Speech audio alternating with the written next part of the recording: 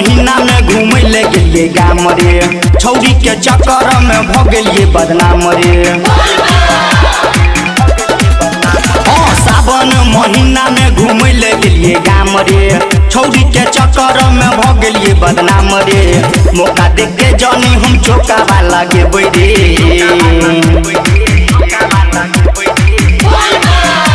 फलाना माँ के बेटी संग जलावा चढ़ेबे रे,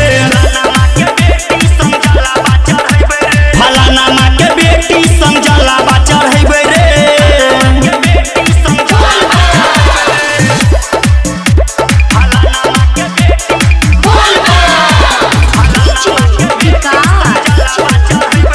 Presented by Anu Recording Studio,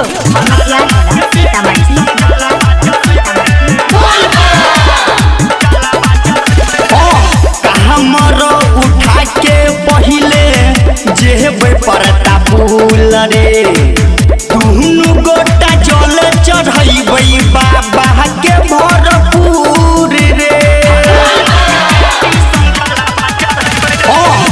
हमरो उठा के पहिले जेबे परता फूल रे, दुनु गोटा जल चढ़ैबै बाबा के भरपूर रे।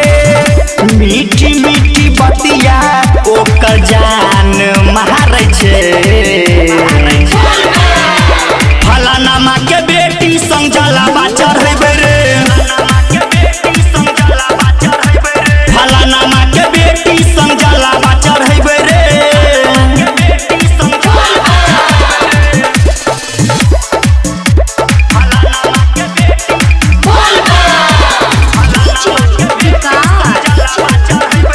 presented by Anu Recording Studio,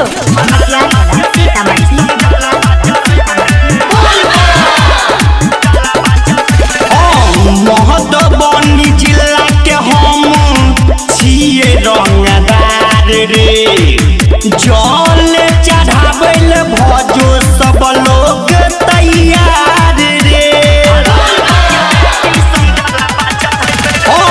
Madhubani जिला के हम छिए रंगदार रे, जल चढ़ाबै ले भजो सब लोग तैयार रे।